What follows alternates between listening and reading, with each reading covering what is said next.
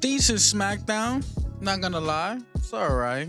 But the 3 hours, man, that shit gotta go. The 3 hours gotta fucking go. I can't stand sitting here on this fucking chair for 3 hours. Even though I watched the replay, I could skip a few things here and there, but it still felt way too long. And at the same time, if I'm gonna do a show like this, I need to pay attention to every little thing that that is being shown, because I can miss something. And then you're not doing your fucking job. Ladies and gentlemen, the Ringout podcast. This is the aftermath for Smackdown, February 14th, 2025. Usually I do a watch along. This is the second week I did not do a watch along. Last week had some technical difficulties. Hopefully that's taken care of. I believe it was Streamlabs' fault. Hopefully they took care of that. And this past Friday, last night, Valentine's Day, spending time with the female, with the girlfriend, with the shorty. It's Valentine's Day. Got her a few things. She got me a few things. We spend the night together. Boom. It was a great, relaxing Valentine's Day. And yeah, man, that's why I didn't go live for SmackDown Watch Along. Definitely will go do live Watch Along next Friday and so on. But tonight's NXT Vengeance Day. I'm gonna go live for that watch along. First NXT pay-per-view since I don't know when. Maybe it's been 2 years. I think the last pay-per-view I saw was Deadline for NXT. They had that stipulation match. I kind of enjoyed. I'm not gonna lie, but I don't know. I'm curious to see what will happen tonight on Vengeance Day. We got Ricky Starks on NXT now, and I'm excited for that. Happy for the guy. He got released, and the next day he pops up on NXT, man. Dude, fucking great talent. If I don't know who he is, get ready, because y'all gonna love him. But let's talk about SmackDown. What happened last night? We had Cody Rhodes coming out, talking about, the Elimination Chamber, who's he gonna face and all that. Because Jey Uso, he decided who he's gonna pick. Gunther, WrestleMania. Now, Cody needs an opponent.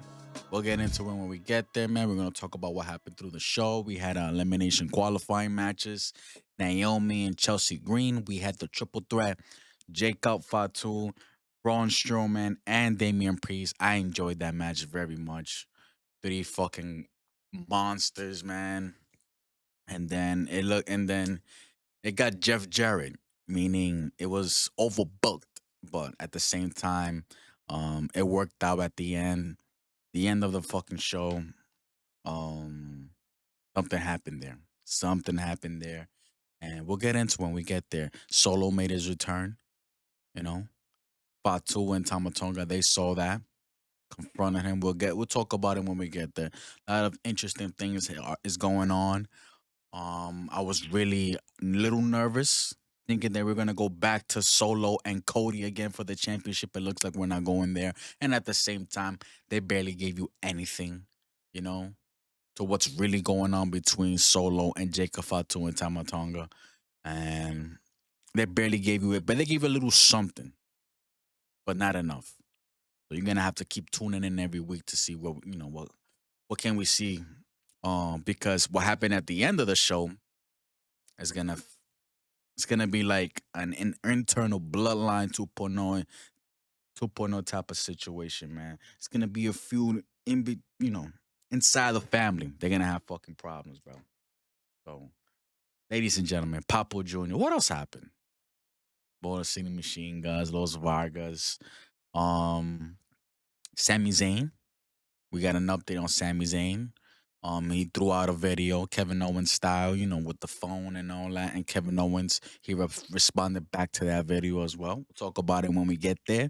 Shinsuke Nakamura, I'm not a fan of this. Not a fan of this, man. Him as United States champion. It looks like we're going LA Knight, Shinsuke Nakamura again, and somehow the Miz is part of this shit. I hope not. We had a women's championship match, Nia Jax versus Tiffany Stratton. I enjoyed that match. I really did. It's like Nia Jax is putting on performances, decent performances into her matches. She has someone Naomi. This one was, up there as well with Tiffany Stratton. I really enjoyed it. Um, Seriously, when I feel like I could just see it from when I feel like this match ain't gonna be it, it ain't gonna be it. But that match got me hooked. Even the fans were excited about this match throughout the whole match between these two ladies. They put on performance. We'll talk about it when we get there. Let's see what else happened. Another Street Profits video talking about the same thing. So I didn't know Dawkins was hurt.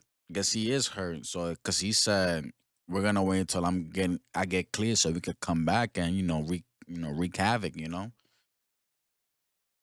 It's pretty much it. It was a decent. Oh, also, Nick Aldis, he has some footage of what happened. An update about what happened with Jade Cargill. We'll talk about it when we get there. And are they are they the fucking culprits, the suspects? I don't think so. We'll talk about it when we get there. Anything else happen? Nope. That's it. That was the show. It was decent, but I can't stand the 3 hours. I really can't. I really can't. Even after watching the replay, I can't stand the 3 hours on SmackDown. I don't give a. I don't care if it's a Friday. It's easier because that's what my boy said. Oh, it's Friday. Most people don't work the next day, so we could just chill, relax, kick back, watch SmackDown throughout. The whole. Nah, fuck your 3 hours. I could take it and shove it up your fucking candy asses. No, no. I can't stand that. Bring it back to 2 hours. Raw is 2.5 hours, even though I don't watch it live due to my job, you know, getting up at 3 a.m. and shit. Everyday dose, man. I recommend coffee, mushroom coffee. I watched the replay on Raw, but this 3 hours SmackDown, I can't stand this shit. This shit gotta go. And this is just a test that they're doing until the summertime. So we're gonna have to wait until summertime until the network decides what the fuck they're gonna do. I'm hoping the ratings are down so they could go back to 2 hours. Cause come on, 3 hours on Friday. Y'all don't want to go out on a Friday night? I did. Fucking Friday night. Y'all got fucking paid and y'all don't work tomorrow. Go fucking out. Go out with some friends. Go to a bar. Go take a shorty out on a date, nice restaurant and all that. Or spend time with her. Or ladies, spend time with your man. Go out. Go to the movies. Man, come on. The fucking new Captain America movie came out. I don't know if it's on Disney Plus and theaters and all that. Or, you know, it's Friday. Watch wrestling for 3 hours. Get the fuck out of here, bro. Like the way it is, the way WWE is right now, it's not that hot. I'm not feeling that WrestleMania, I can't wait. I ain't feeling that, bro. Charlotte Flair made her decision. And we all saw this coming. She picked Tiffany Stratton. Whatever. I just hope she don't fucking beat Tiffany Stratton. I hope that's like a Tiffany Stratton elevating her career for beating Charlotte Flair at WrestleMania. That would be amazing for her. Like I'd rather do something else than sit here live for 3 hours during commercial breaks. Well, I got a VPN, so it kind of be the same thing.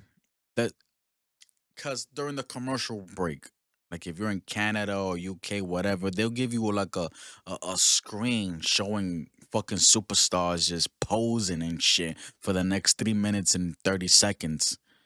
Commercial break. Ah, but that was the first SmackDown I saw, and I don't know lately if they keep showing the continuation of the matches during the commercial break in the US to the international audience. I don't know. On Raw they do it, but I don't know. I can't stand this 3 hours. But enough of that, ladies and gentlemen. The Ring Out podcast. This is the aftermath of SmackDown. I go by the name of Papa Junior. Appreciate it. We made it this far. Hit the like, hit the subscribe button, comment down below what you liked about the show, what you expect from WrestleMania, from Elimination Chamber, which is less than 2 weeks. No, is in 2 weeks. Not less than 2 weeks. It's 2 weeks from today, Saturday, because this is Saturday, and I do it the next day. Because if I do it on Friday, then I'm doing a watch along. So this is how it is, man. If I'm not live on a watch along on a Friday, I do SmackDown after aftermath the next day. But I'm trying to do more live watch alongs, man. Enough of that. Let's kick it off. Start of the show at the top. Wade Barrett informed us that Joe Tessitore was on assignment and introduced Vic Joseph from NXT to cover for him. I think Joe Tessitore was doing a boxing match or some shit. And yeah, man. So they brought in Vic Joseph from NXT. And that showed me a lot because before he presented Vic Joseph, I thought it was Corey Graves. I'm like, oh, is Corey Graves back on SmackDown? Nope, Vic Joseph. So it looked like Corey Graves just like rubbed a lot of people the wrong way in that company, higher management, to the point that they bypassed Corey Graves and chose Vic Joseph to cover for Joe Tessitore on SmackDown, man. That's crazy. Even though it's only for one night, but still. They don't go for Corey Graves. That's nuts, bro. But at least he has a job, so it's gonna take a while for time to heal wounds, man, between the company and Corey Graves. Cody Rhodes makes his way to the ring to open the show. Mentions Jay selected Gunther for WrestleMania, and all eyes are on the Elimination Chamber to see who he will face at the main event of WrestleMania. He asks, "Is it Logan Paul?" Fans loudly booed. He asks if it's CM Punk. Fans cheered. If it's Drew McIntyre, got mixed reactions. Then mentioned John Cena. Cena chants throughout the whole arena. Then he said it isn't going to be Solo Sokoa. Cody believes that. He believes that Samoan Spike wasn't for him. Drew McIntyre, he interrupts, makes his way to the ring, asks Cody if he's talking about the same Jew that hugged him last month and warned you about that dark place Cody was heading. Cody said, "The same Jew I have been before and I haven't forgotten." Jacob Fatu, he interrupts.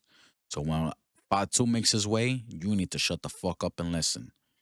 And this dude was over with the fans in Washington, D.C., man. He was over. DC was loving Fatu. I'm enjoying Fatu. I might give me a Fatu hoodie. I ain't gonna lie to you, bro. I love the red. At first, I wasn't feeling it, but I'm like, I just love that red with the werewolf shit. And then I peeped the eyes because I'm like, oh, hold on, because the hoodie strings were covering the eyes when they were making their way. When Fatu and Tamatonga in the backstage, they do that introduction top of the show. You know that they're making their way into the arena, whatever. They just arrived, and the drawstrings were covering the eyes. And I'm looking at the hoodie. I'm like, I ain't feeling that. And then I see the eyes. I'm like, oh, them eyes pop. And look, they just white eyes, and they just. I'm like, you know what? I might cop that, bro. Red is one of my favorite colors. I love blue. Uh, no coincidence. I mean, it's a coincidence. Like I didn't. This was by accident. Me wearing blue on a SmackDown aftermath. I didn't mean to do that. It just happens. I just noticed that just now. But that hoodie, man, I might cop that hoodie, bro. I might cop it. Fatu interrupts with Tamatonga. Make the way to the ring. Fatu chants from the fans. Fatu called out Drew, says he's all gas, no brakes, and he's gonna earn his way into WrestleMania and bring that championship back to the family where it belongs. Drew says, yo, he would love to squabble out with you tonight, man. I know DC would love to see that, but I did earn my way into the Elimination Chamber. So, Cody, he's all yours. I think he want to talk to you. And Drew McIntyre, he fucking dips. He leaves the ring. Fatu circles around Cody, and then we see the Titantron. Solo Sokoa arrives wearing all white. He drove in, pulled up, his Escalade wearing all white. Gets out the SUV. Solo pulling up. I just said that. Back in the ring, Cody was gonna go towards Solo, like back to the backstage. He was pissed off. Fatu stopped him. He's like, "Nah, I'm getting the first word. This is the family. This is family business." Cody's like, "I bet I'm gonna get the last word." Fatu Tama, they stormed off. They went to the back. They looked heated. Um, went to commercial, back from commercial. Um, yeah, Tamatonga, he saw, I think a producer or a worker, some employee. There asked, he asked them, "Yo, where Solo went?" And the fucking employee, fucking scaredly, fucking shaking and shit, telling him, "No, he went that way." Tamatonga went that way. Batu fucking tackled the shit out of this guy over the fucking the production crates, you know. Where the fuck is Solo? And left them laying on the fucking ground.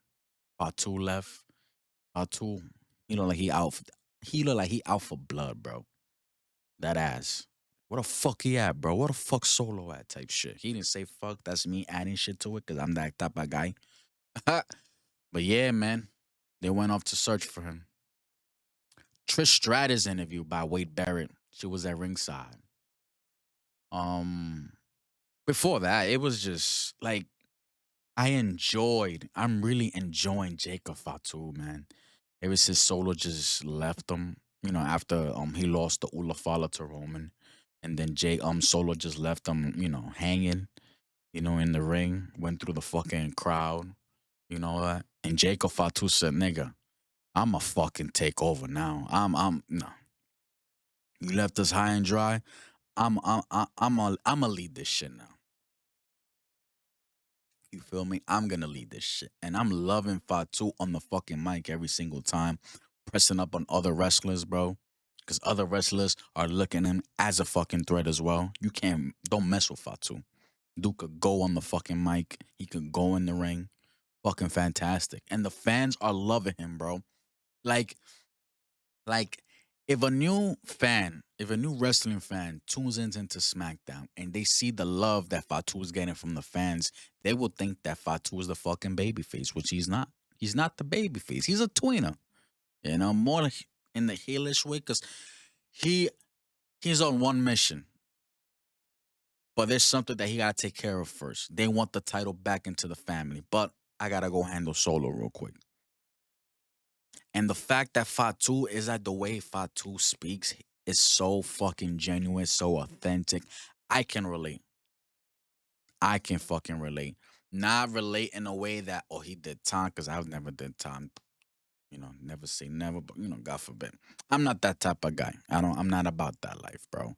I've survived in the streets and all that, and I'm grateful where I'm at right now. Ooh, I'm grateful where I'm at right now. But been through here and there, scuffles and here and there, throughout my upbringings, but you know, haven't been locked up and all that. He has, and still, we came from the bottom. He's more here. I'm surviving. I'm here. I'm chilling. I'm good. Got my own place and all that. Got my own girl. Boom. We good. I'm good. But I can relate, in the way we speak, the way we handle shit, when we handle problems, how we present ourselves. That's what I kind of mean. And I'm sure a lot of you as well. Definitely, we can all relate. And the way he just speaks, man, and the way he presents, like I see it, I'm like, bro, I fucks with this guy, man. I really fucking do, bro. Handling business and shit like that, bro. I don't give a fuck whose you is, man. I'm bringing that fucking title back into the family, bro. No matter fucking what, man. All gas, no brakes, nigga. What's up? Type shit. And man, so relatable. And I love it, man. I'm a huge fan of Fatu. I knew from the beginning, even before he came into the WWE, because I've seen Fatu wrestle live in person, House of Glory here. It was like 2 years ago.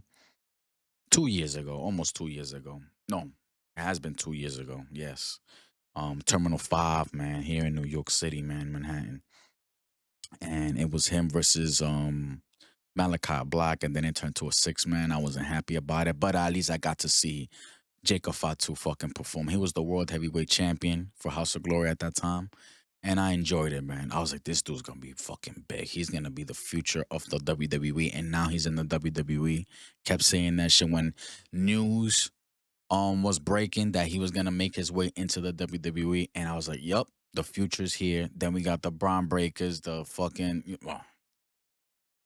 WWE is in good hands, man. Seriously. I kept saying, do not sleep on this guy. He is the fucking real deal. And now everybody's seeing it. And he just getting started. That's what I fucking love about it. He just getting started. I'm loving it, man. Seriously. So, yeah, man. And the fans are behind him. They love Fatu. Big guy like that making fucking not saying Will Osprey moves, cause that's another. But he's fucking suicide diving, fucking doing moonsaults like it's nothing. You know, fucking amazing to watch, man. He's so fun to watch in the ring. Lost some weight as well, but he's still a big dude. Fucking great. Trish Stratus interviewed by Wade Barrett. She was at ringside. She said she was happy to be in the Rumble, where she came out at 25. And it's funny because number 25 on her 25th year, you know, anniversary, in the company in her wrestling career. And it's cool. It's cool that she still looks great. She looks amazing. She can still go. And we saw that with her feud with Becky Lynch in that Hell in a Cell, which was fucking fantastic. That Hell in a Cell, which was it SummerSlam or was it Backlash? Either way, I believe that they were mad at the fact. Mm, I remember. Yeah, let me know in the comments. But they were mad at the fact that they weren't featured in a certain pay per view, or maybe it was after SummerSlam, and they were mad about that they got cut off. I think it was after. Yes, I think it was after SummerSlam. They wanted to be at SummerSlam, but they were cut off, and they were pushed into another pay per view. Crown Jewel probably was Crown Jewel. Probably was a Saudi. Let me know in the comments, or Clash of the Champions or some shit like that. I think it was Clash. Let me know in the comments, man. But I remember them being, not being happy about that, and they proved the higher ups. They proved them wrong. They should have been on that SummerSlam card. I think it was SummerSlam. They should have been, and I was proved wrong too, because I wasn't feeling. You can't blame me. A lot of people was feeling the same way, man. We were not feeling this feud between Becky and Trish Stratus, man. I wasn't feeling it. Then it got to the Hell in a Cell match. I enjoy that shit. The both ladies, they went at it with each other. Was it a Hell in a Cell match?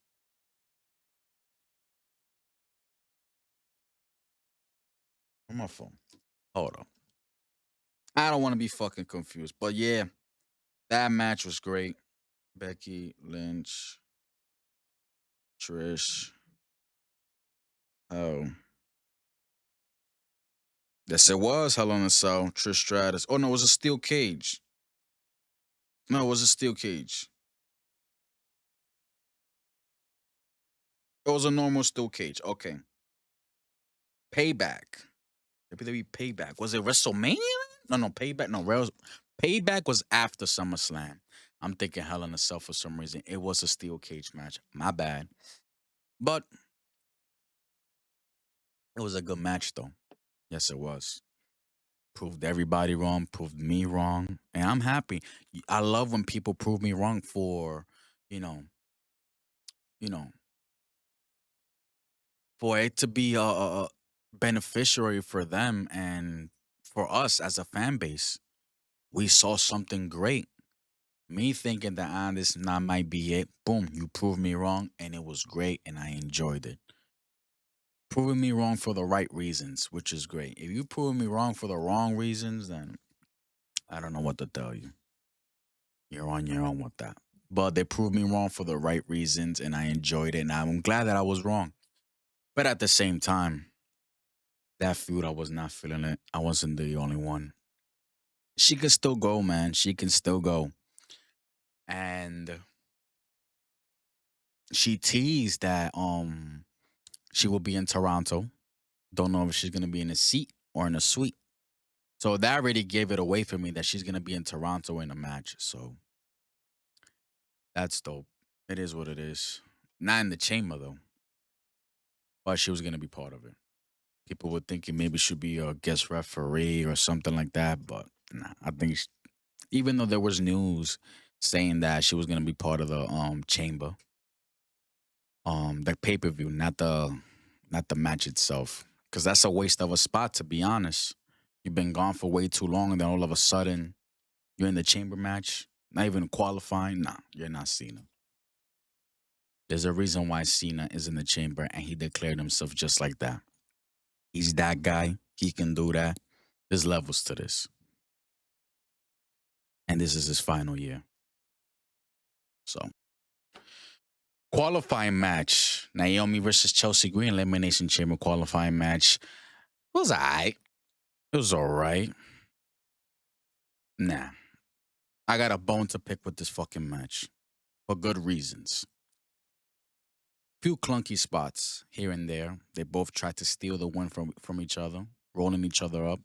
Split legged moonsault. No one home for Naomi. Rough rider by Chelsea. Goes for the pin kick out. Chelsea tried for the unpretty her from the top. Was sloppy there as well. But then Naomi, she kicked her in the head. Hit the split legged moonsault in Chelsea. 1, 2, 3. And she earned her spot in the Elimination Chamber in Toronto. And I got a bone to pick with this fucking match due to the fact that we had a champion in this fucking match. A mid card champion, the United States Women Champion, losing fairly, clean. Like, what are we doing? Why do we have these fucking champions in these fucking qualifying matches?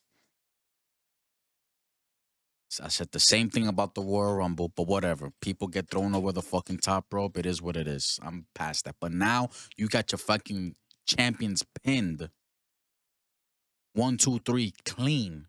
That happened this past Monday with Lyra Valkyria, Intercontinental Champion. She lost to Bailey. Now you got Naomi beating another champion. Why the fuck do we got these women mid card champions here? Y'all ain't doing shit with them. Y'all got no plans with them. Y'all just have titles just to have titles. Wasting fucking time. Seriously. Y'all ain't doing shit with them. We have people you have women in the mid card level that can go after that championship, the US, the Intercontinental. Why have not seen any of them really going after them? Just Meechin and B-Fab. Bring some NXT ladies up already. Y'all got 3 hours of this fucking show. Bring some more women into this. You got Zelina Vega now on SmackDown. She was nowhere to be found. Meechin wasn't nowhere to be found. B-Fab was nowhere to be found. Like, what are we doing, man? Seriously. And I said bring more women because I'm getting tired of this Meechin and BFAB shit. Because it looks like to me Meechin's gonna win this championship sooner or later. I don't know. Seriously, that's what it looks like to me. But this is a waste of fucking time. And it's making your fucking champion look bad too. That she's getting pinned like that. And Naomi deserves a fucking title match. Just for pinning a champion. Seriously. Bailey, same thing. She deserves a title match for the IC championship. No, you got fucking Lyra and fucking Ivy Nile going for it. There's barely anything going on between those two ladies. Like, what are we doing, man? It's a waste of fucking time. Y'all ain't doing shit with them. Y'all just bringing fucking belts just to bring belts. Stop listening to these fucking geeks on fucking line. Talking about the ladies need more things, more this, more that. If y'all not gonna do anything with them, do something with them. Because y'all they look fucking stupid on television. National television. International television. The whole world is watching due to Netflix, via Netflix. So please, y'all gotta stop this shit. Stop putting these fucking champions in these type of fucking positions. They look bad. Stop giving them qualifying matches to compete for the world. Stop that shit. They're already champions. Why you give them more? Give it to somebody else. You wanted Naomi to advance. You should have gave her fucking. Who else is there? Give her Selena. Even though I feel bad for her too, because she just got to SmackDown. Y'all don't want to pin her. It's a good question. Who else is there? Y'all got 3 hours. Y'all don't got a lot of women on that SmackDown roster. What is going on? Candace already competed for it, and she lost to who? Who she lost to? I don't fucking remember. Was it? No, it wasn't even Bianca. Bianca beat Piper. Oh, Alexa Bliss. There you go. Lost to Alexa Bliss. She's qualified. Bring more women from NXT, man. Enough is enough, bro. This is getting really, really bad with these fucking mid card titles, man. And I'm not surprised. I'm not fucking surprised, man. Sami Zayn video giving us an update. From last time we saw him, he got power driven by Kevin Owens on that Raw. Due to the fact Kevin Owens was pissed off or what happened after Royal Rumble. Sami Zayn not helping Kevin Owens during that ladder match against Cody. Sammy says his neck ain't doing well. He got nerve damage, and it says it's become a joke. Kevin turning on him, going back and forth. Yeah, they've done it plenty of times over the years, man. Even during the indie days, even though I wasn't watching at that time, Generico and Steen. But I've heard it before. They're doing it here on this company too. In this company, back and forth, it would never end. Asks what him got power driven. What was that for? Sammy was like that he didn't help Kevin Owens cheat. Sami Zayn ain't that type of guy. So Kevin Owens was mad about that he didn't help him cheat. Which I get his point, but at the same time, you let you let even though it was a battle between man to man, one on one, and I get that you gave them the space for them to handle their fucking business between Cody and Kevin Owens. Cause bro, that Alabama slammer through the fucking ladder was fucking ridiculous. Could have broken Kevin Owens' neck. Legit. Luckily it didn't. I'm glad he's okay. Just a few scars here and there on the face, but still. That could have broken his fucking neck because his head went through the fucking steps of that ladder. And that ladder fucking broke. Could have killed this guy. I'm glad we got him though. He's good. I get both sides. I do get both sides, and it's giving us a great story between the two men. These two were meant for each other, man. Seriously, fighting all the fucking time, either side by side or against each other. A match with those two guys is never a bad match, never. And says all because he didn't help Kevin. Nobody want to help COVID. We don't want to go through that shit again. What was he supposed to do? Knock Cody off the ladder and help you cheat? Sammy says when he gets better, he will come back for Kevin and it won't be fun. Kevin Owens, he did a video response to that. That's later in the show. I was gonna say save this match for WrestleMania, but they're going to Toronto. And from what Kevin said later in his video, I'll talk about it then because it got me intrigued. Maybe they will save that match for WrestleMania, but they were they're gonna go face to face in Toronto. We'll talk about it when we get there. They showed a video from Fox Sports, wherever they were at. Taker, Michelle McCool, they were there. I don't know what they were talking about, but they showed a clip. I saw it online first, and then they showed it on Smackdown. Triple H came on the screen.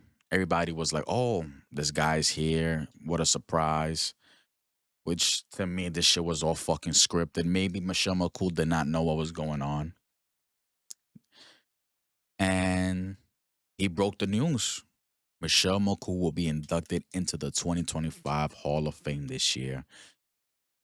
Taker hugged his wife. It was a great moment. In her face, it looked like she was surprised. At the same time, she probably saw it coming because Taker's already in the Hall of Fame. So why else Triple H is on screen?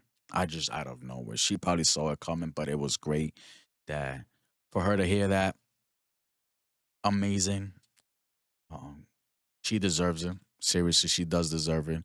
First woman to be in the inducted this year. And I love those Hall of Fame speeches, the stories. I can't wait to hear them. Won't be surprised that Layla will be there. Lay cool, you know. A lot of people love that duo with those two ladies throughout the years. And yeah, man, it was dope to see. Motor City Machine Guns versus Los Garzas. Motor City Machine Guns, not surprised, they won. There was a good tag team though. It was a good tag team. They didn't go long though. Garzas, man, not gonna lie, won't be surprised that they become champions. Not now, not soon. In the future, though, because they are a great fucking tag team. In the ring, they could fucking go, bro.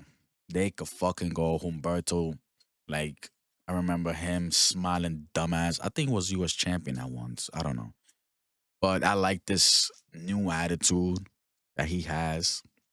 And they were doing some moves, double tag team moves. There was a spot when dude Angel was holding Shelly, you know, from his chest. He was holding him, and then Berto put Nick Saban on top of Shelly, like in a power bomb position on top of Garza. Garza was holding two men, and then springboard Berto to a fucking kick power bomb at the same time, slam whatever you want to fucking. I don't know what the fuck to call that fucking move. It was a dope ass move. I'm not gonna lie. And I'm just like I said, they're gonna be tag team champions in the long, bro. Not now, don't know when, but they will. They fucking will. And shout out to Triple H, man. Like giving them Los Garças more shine in more TV time. Before they barely got any TV time under Vince McMahon. Now they're getting more TV time. People are seeing them more often. You know, they're taking them serious. It was a good match. You know, people enjoyed it in the crowd. You know, and like I said, Motor City Machine Guns, they get the win there. Fatu and Tama. Still looking for Solo. Dude, Fatu is just breaking shit. You know, where the fuck is Solo and all that. Solo was in the locker room just sitting there. And they see him. Fatu asking Solo, what the fuck is going on? I've been trying to reach you out. Solo says, yo, he needed time off. After losing that Ulafala to Roman on Raw Netflix January 6th, he wasn't himself. So he needed time off, which is understandable. And now he said he good. He's good now, and he ready to take over the business like they used to. And it starts with Fatu winning the fucking chamber and going on with WrestleMania, bringing that title back to the family. Fatu was like, well, Fatu didn't say anything. He was gonna leave. Solo hold on to his arm. He said, "Yo, family, I love you, Jacob." Fatu did not acknowledge that at all. He just looked at him and just walked away. To me, to me, is Solo following Fatu now? To me, I feel like Fatu want nothing to do with Solo. You left him high and dry, did not say a word. You ghosted him, bro. You ghosted them, did not say a word. Fatu feels some type of way about it. He said, you know what? I'm taking over. I'm doing my own thing now. Fatu did not acknowledge that what Solo told him, that he loved him. That's family there. Walked away. Tamatonga fucking just stared him down. Then he walked away too. So that's that. From that segment, Nakamura makes his way to the ring. Spoke some Japanese. Listen, him on the fucking mic, do not fucking do that shit ever again. I barely understood him. Spoke Japanese. When he spoke in English, it was fucking terrible. Seriously. Give him a manager or keep the fucking doing those video packages with him speaking Japanese, and you got the fucking translation right there, subtitles on the screen. Because that was fucking horrible. That was fucking horrible. That he waited 4 weeks for a worthy challenge to test him. Speaks more Japanese. No warriors here, nowhere. And thankfully, LA Knight, he interrupts, pretty much saying that he was close to beating him. But it took the Samoan family to snatch it right back off, you know? So he didn't get to. Now, he beat a lot of people along the way. Now he can focus more now on the US side on getting his championship back. And Miz interrupts. Out of all people, we got the fucking Miz interrupting, right? Shout out to my girlfriend next to me. You're doing her thing here. Miz interrupts. He said that people still fall for the same old shtick, talking about LA Knight doing his fucking, you know, catchphrases and the way he speaks and all that. Because he did say that last year. He's just a fucking flash in the pan, but the people are still loving this guy. So they're still loving the guy. And he said he was wrong about that. But he said the people still eat it up, say he was wrong, and the people are just not educated. They're fucking basic as hell. They still fall for the same shit. Miz says LA Knight, he's not a worthy opponent. And he was gonna mention that. Knight interrupted, answered it for him, talking about the same shtick. Miz saying the same old shit every fucking time. He's a fucking Grand Slam champion. Main event in WrestleMania, he beat John Cena at the WrestleMania, even though he never mentions The Rock helping him. So he's gonna always, for the past 10 years, he'd be saying the same shit, the most tiresome shit, because that's all he got. That was the only time he was relevant in 2011. After that, fucking ain't 2016, Miz Intercontinental Champion. I enjoyed that Miz, and especially that fucking promo he cut out on Daniel Bryan at that time on that. What was that talking smack show? That was fucking great with the Miz, man. I'll give him that. 2016 was fucking great for SmackDown, but after that, he hasn't been the same, man. Oh, and Mizdow with Damian Sandow and all that. That was fun too. But that's it.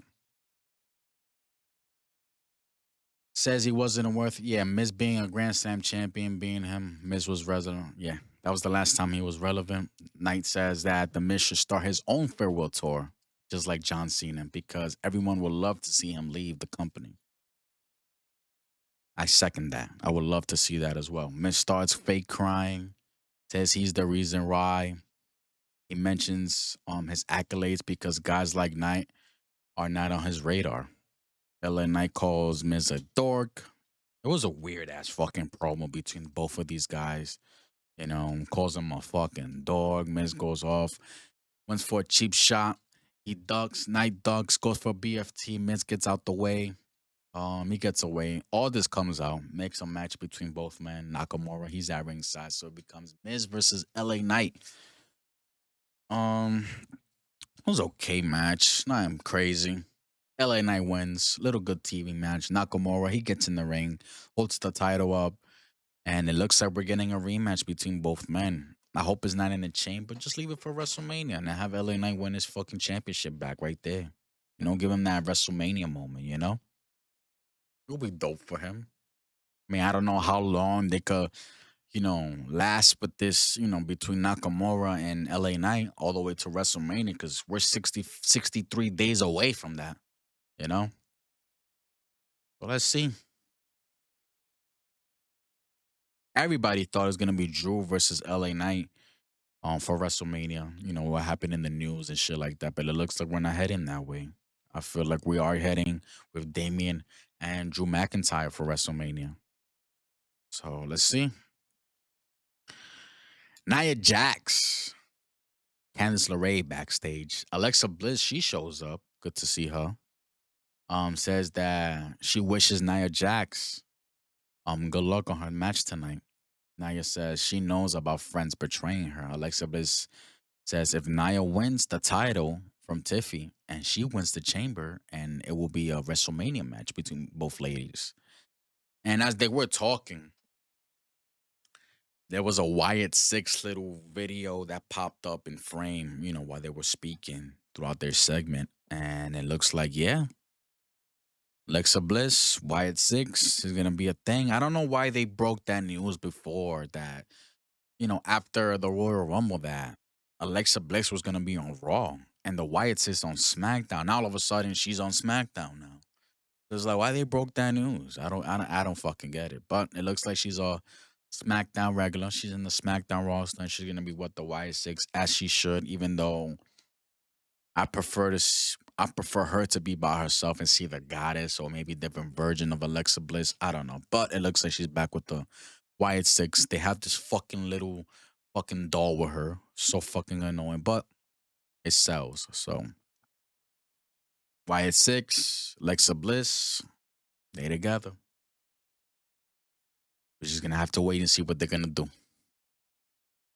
Miz backstage. He's walking backstage. Andrade walks up to him and says that he was watching his match and he can teach Miz a thing or two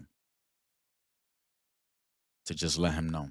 He walks away. Then Carmelo Hayes, he walks up to him saying the same thing to the Miz, what the Miz told Cody last week, talking about that guys like Andrade do not respect guys like Miz and Carmelo, all that. And Miz agreed with him. And Miz was like, yo, we should fucking team up.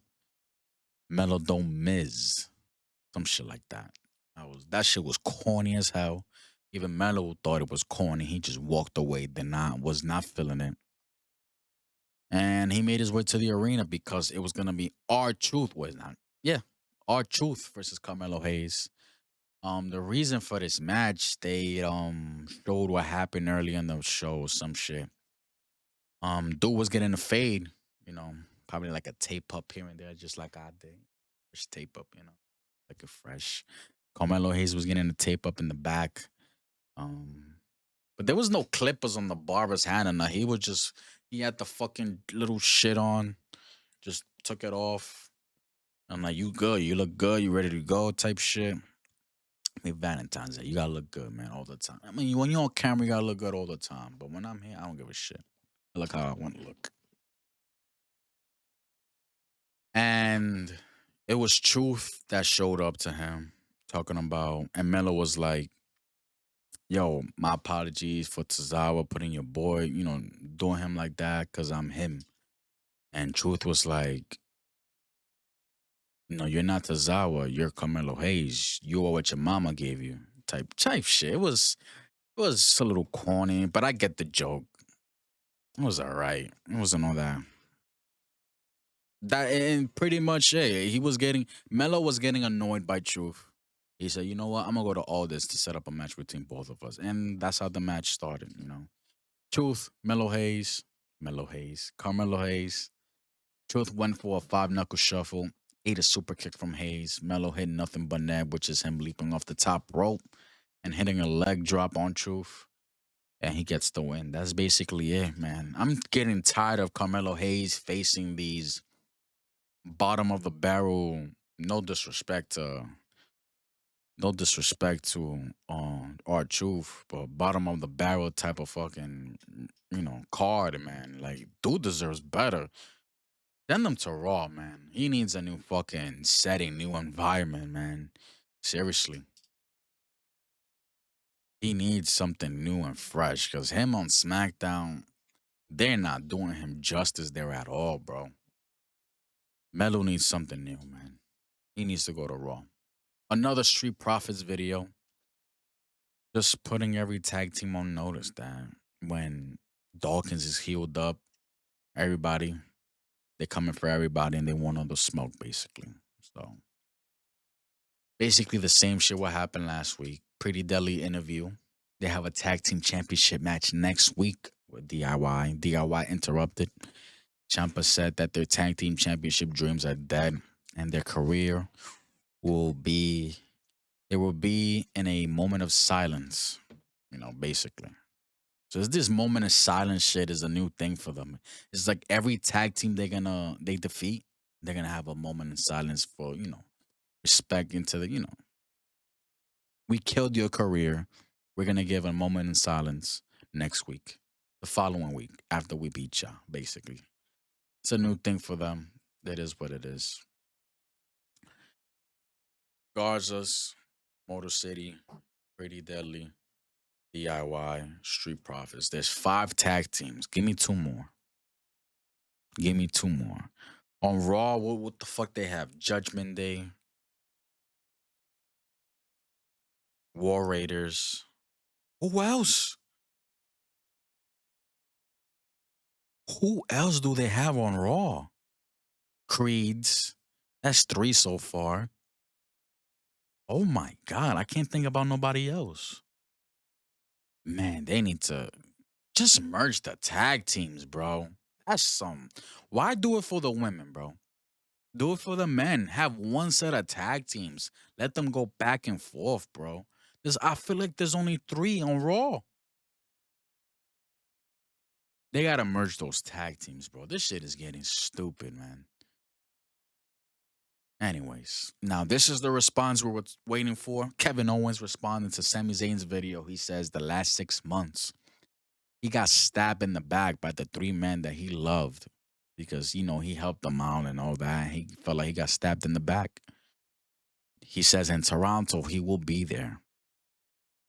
And Sammy, come find him. That's not a match. That's just like a face to face. Once they see each other, they're going to brawl. Security going to separate them. Pretty much that's it. Or they might have a conversation in the middle of the ring. Kevin Owens might call him out. Sammy, where the fuck you at? I'm here. I'm in Toronto. I'm here where all started in Canada, Toronto. Sammy comes out. Probably Sammy just comes out and just like I said, they just start brawling. Security separate them. Officials separate them. It's gonna be a big brawl between both men. And then right there, the match, WrestleMania, boom. So I don't see a match between both of them at the chamber. Maybe only just a big brawl. That's it. WrestleMania match between both men. Put a stipulation, let them kill each other. Type shit, you know? No DQ, street fight or some shit like that. This shit got personal now. But let's see, man. That was KO's response. Meet me at Toronto. Come and find me, bitch. Nah, he didn't say that, but WWE Women's Championship. Tiffany Stratton versus Nia Jax. Nia was hanging on. Nia, this match I enjoyed. Both ladies did their thing. Now there was a point in the match. Nia was hanging on the corner, like upside down. Tiffy double stomped on Nia. Went for the pin, kick out by Nia. Tiffy took a Samoan drop from the top rope. Went for the cover, kick out by Tiffy. Then a leg drop from the top rope from Nia. Again, Tiffy kick out. Moonsault to the outside onto Nia. Then back in the ring, senton from Tiffy. Went for the cover, kick out by Nia Jax. The crowd was hot. They were enjoying it. They were behind Tiffy. Tiffy was doing her thing, bro, against Nia. This was enjoyable. Nia dragged Tiffy to the corner for the Annihilator. Tiffy got up for a power bomb. Nia, but she didn't get the power bomb because Nia headbutted her, and Tiffy falls down. And at the same time, Nia went for the Annihilator, but Tiffy rolled out the way, making Nia miss the Annihilator. Tiffy going for the prettiest moonsault, but Candice attacks Tiffy, and the ref calls for the bell for the DQ. Nia went for the Annihilator and hits it this time. Candice went for a steel chair, and Trish comes out for the save. Trish knocks Nia from the top rope. Candice and Trish, they go at it in the corner. Nia squashes Trish in the corner. Security and officials come out, separate everyone.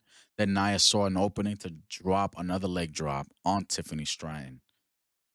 Nia and Candice, they leave, and comes out Charlotte Flair.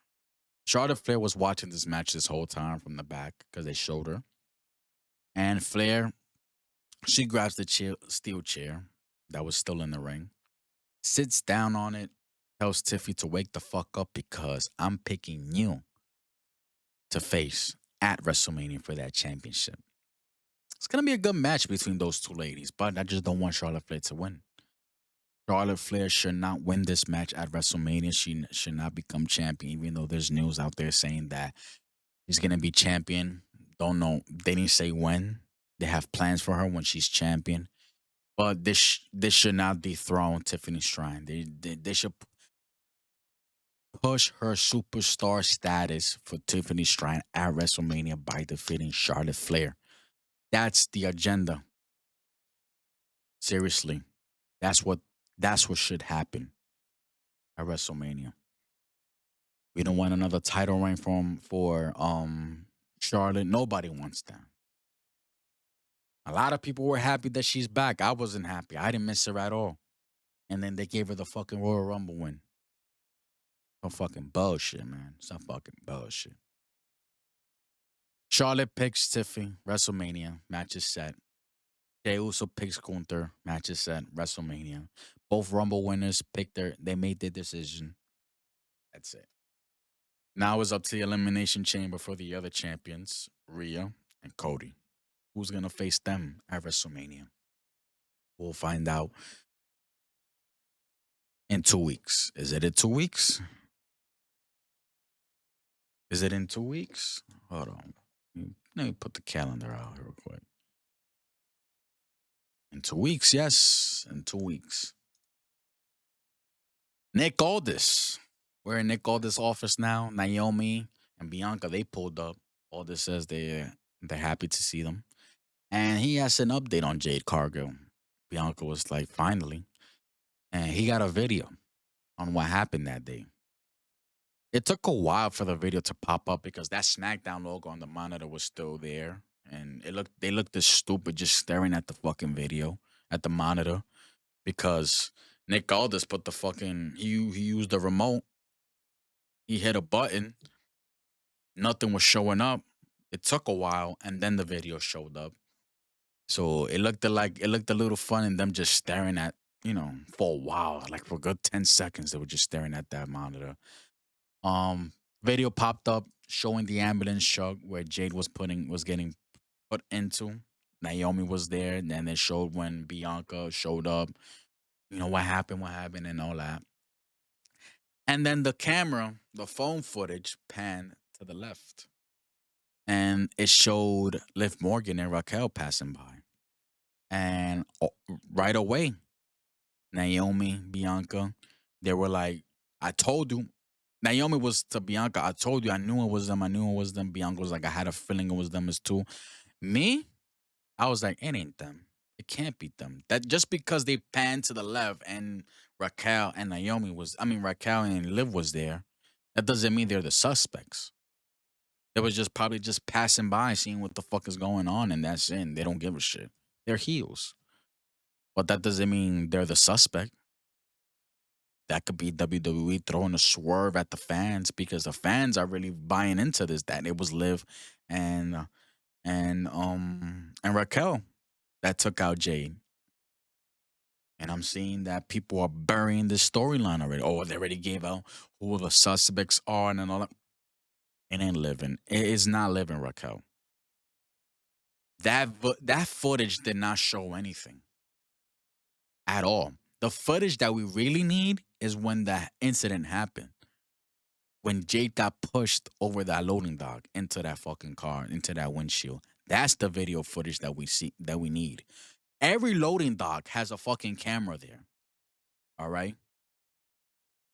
If you I'm a delivery driver. I used to be a truck driver. I'm a commercial driver. Every loading dock, there's video, there's cameras there. Just in case any suspicious activities happen, the camera's right there to capture it. So there is a camera on that loading dock, wherever they were. I don't remember where they at, but they have to go to that stadium and get that camera footage, that video footage from that camera that was taken on that loading dock. And that's where that's the proof right there. And that will show who was the culprit, who was the suspect that did that to Jade. Not this video footage from a fan or whoever from the ambulance truck. That's no evidence right there. That's no proof right there. And people are gonna go along with it. Oh, it was Liv and Raquel. No, that's not no. To me, it's not Liv, it's not Raquel.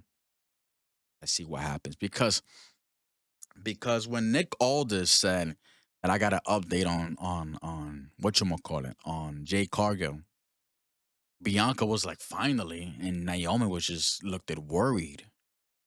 And then after the video was shown, and Naomi was like, you see, and people were blaming me. Nah, I'm like, hmm, hmm. Don't get fooled, ladies and gentlemen. It wasn't Liv and Raquel. got a little interesting, man. Finally, we're getting something going on, like with this Jade Cargo and who done it and stuff like that. It's been way too long already. What was that match? Was it for the United States Championship qualifying match? That was like a while ago. That was like in November or December. So I don't know, man. We need some progression in that storyline, man. But let's see. Interview with Tiffany Stratton. Trish, she comes up and says that she also has now beef with Nia Jackson, Candice LeRae. So she was thinking Trish and Tiffy go to Toronto. So I'm assuming it's gonna be a tag team match.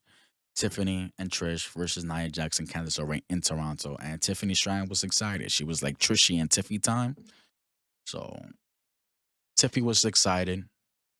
Uh, and the news that Trish Stratus, there was plans for her in the chamber. There you go.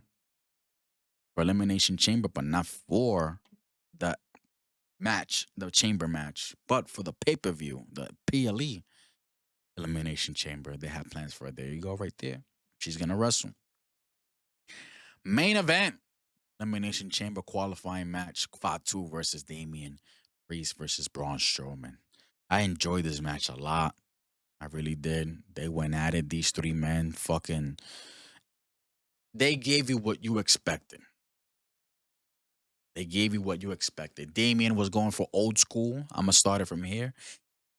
Damien was going for old school and on Fatu, but then Strowman got on the apron and was gonna choke slam Damien, but then Fatu head butted Strowman off the apron, pulled Damien from the top rope and hit a Samoan drop. That shit looked fire.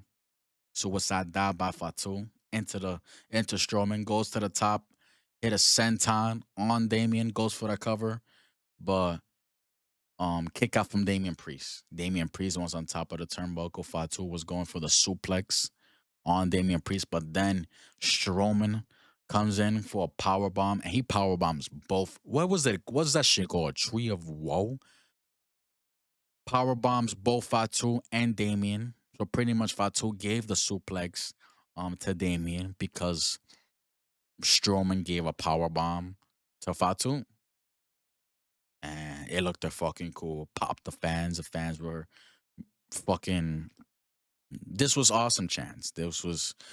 They were on their feet, man. This match, these three men, they fucking went in on each other. Priest flatliner on Fatu on the commentary table. Strowman charges and pounces Damien over the table. Chokeslam by Strowman to Fatu on the table. That table do not fucking move. The way they constructed that fucking table, the table do not move. That means more pain for the wrestlers. Seriously. Back in the ring, super kick from Fatu to Strowman. Then another one. Now Braun is sitting in the corner. Fatu hits three running hip attacks to Strowman. Fatu brings in a chair, no DQ on a triple threat. He brings in a chair, places it around Braun's neck, goes to the corner, charges, and gets stopped by Braun's boot. Strowman attacking Fatu with the chair, wailing on him. Now places the chair around Fatu's neck, going for the hip attack, gets to the corner and Solo appears from behind, hits a Samoan spike on Strowman. Cody comes out and both Solo and Cody are brawling at ringside. Tama Tonga attacks Cody from behind. Tama holds up Cody for Solo. He went for the Samoan spike, but Cody ducked. I said Coda. Coda Bushi. Nah. But Cody ducked and Solo hit Tama Tonga with the Samoan spike. Fatu saw all of that. Confronts Solo. He takes off his shirt. But Damien from behind attacks Fatu. Solo goes down. Clothesline Fatu over the timekeeper area, the barricade. Cody hits crosswords on Solo. Back in the ring. Strowman went for the slam.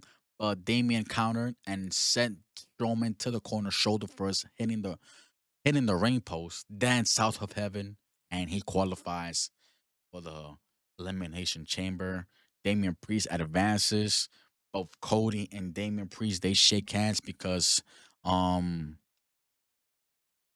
he showed appreciation to Cody for saving him And yeah, man, like I said last week, I think I said Strowman was gonna take the pinfall because it can't be Fatu. Strowman got the pin. He got pinned. Damian Priest, he advances. So I feel like we are gonna see something between Drew McIntyre and Damian Priest in the chamber that's gonna lead to WrestleMania. Damian Priest qualifies. He's going to the chamber in 2 weeks to compete, to have a chance to win. Because both men, Cody and Damian Priest, they were staring at the WrestleMania thinking that, oh, we're gonna face each other at the chamber. I mean at WrestleMania for the main event for the championship. That ain't gonna happen. But yeah, man. Priest advances, and that was the end of the show. That was SmackDown, man. That was SmackDown. Like I said, it was a decent show, not bad. I enjoyed the women's match. I enjoyed this main event. I'm interested what's going to happen between. Um, I skipped something, and it's not that important. I just noticed I skipped something. It was they were showing the card, WrestleMania card, and Jimmy was there watching. Drew McIntyre, he pulls up next to him, taunting him that Jimmy ain't got kind of little important. Jimmy don't got no road to WrestleMania. He got nothing from WrestleMania, but his brother does. And he wanted to give him advice. Jimmy walks away, and then Drew turns around and he gets super kicked by Jimmy. No yeet. So that was pretty much it. It sucks that Jimmy don't got a WrestleMania match, but what is there for him? I have no clue what's there for him. So it is what it is, man. The best of the best have to be, at WrestleMania. Those that have a storyline, an important storyline, or if you're a Royal Rumble winner, Elimination Chamber winner, they have to go to WrestleMania. Jimmy needs something, a big story for him to compete at WrestleMania. And there's 2 nights. And if there's nothing for him, don't just put him just to put him there. KO and Sami Zayn, they have a storyline. They could go to WrestleMania. Don't just put Jimmy just to put Jimmy in him. If it's nothing for him, there's nothing for him. There's gonna be something for him when Jay wins. When Jay wins the world championship, which he is, Jimmy's gonna come out, celebrate with him and all that. That's his brother. That's his twin brother. And that'll be a dope moment. Well, that's the segment that I missed. I just noticed that in my notes. And yeah, that was the end of the show, man. Damian Priest winning. And decent show. Wasn't that bad. But I still don't want these 3 fucking hour shows, man. I still don't want them. Just because you have a good show and a decent show, that doesn't mean I want the fucking 3 hour shows. I don't want it. Nobody wants it. The majority of the people don't want it. There's people that do like it because they got nothing else going on in their fucking lives. They got nothing else in their fucking lives to do. Oh, I love wrestling so much. I love the 3 hours. Fuck that. And there's people that are used to the 3 hours due to the fact that probably when they became fans of the WWE, that's all they know. Oh, 3 hour shows. That's how it is. That's supposed to be. Nah. It was never like this. It was always 2 hours. SmackDown, always 2 hours. Now there's 3 hours. Nah, we don't want this shit anymore. They need to go back to 2 hours, man. They could do a lot in 2 hours with everybody that was on the show tonight. They can do a lot with 2 hours. 3 hours, y'all dragging it. Stop it. Seriously. But that was the end of the show. Decent show. Not bad.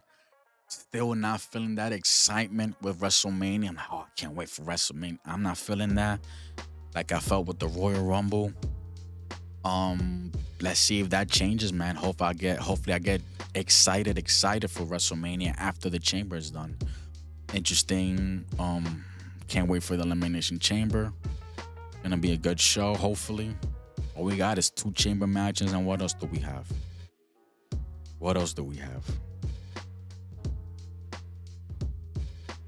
Face to face with KO and Sammy. What else do we have?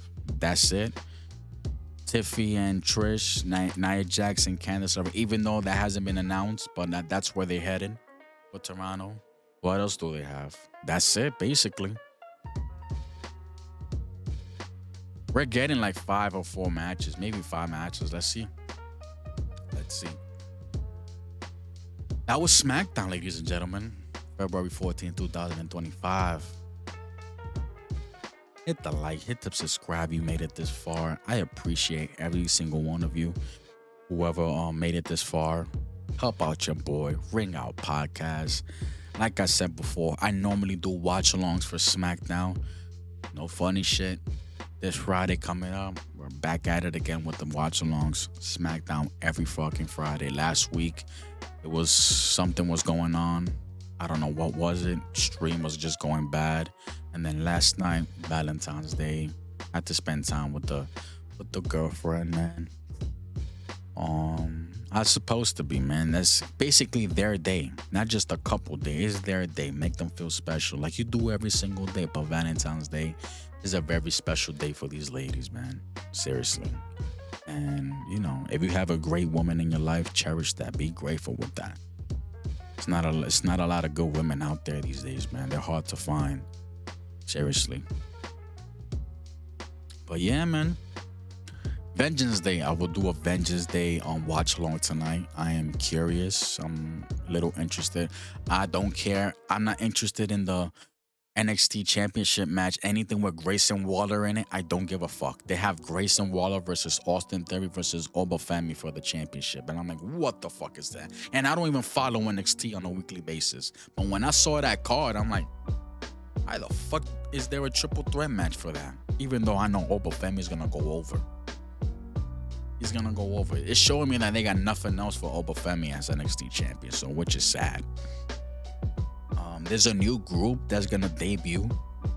They were teasing. Don't know who they are because they keep blacking their face, you know, darken their face. You know, with when they were showed in their segments, in their vignettes, whatever you want to call it. You know, they don't put no light into them. You know, so we don't know who these four men are. I'm curious to know who they are. I hope I know who they are.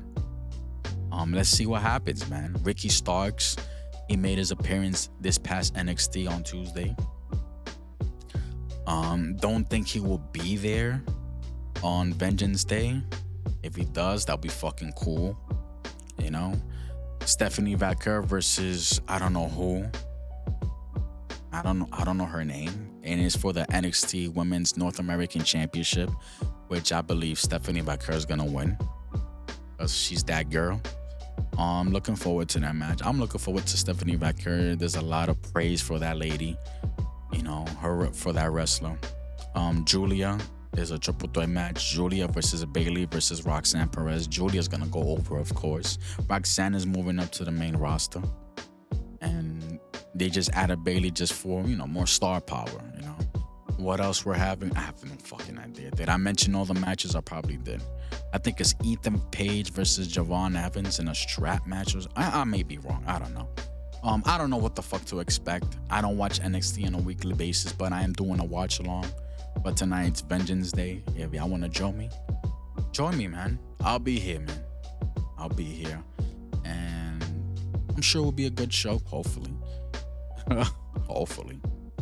Sure will be a good show. And ladies and gentlemen, appreciate you made it this far. Hit the like, hit the subscribe. I go by the name of Papa Jr. And yeah. Goodbye. Mwah, and good night, bang. Peace.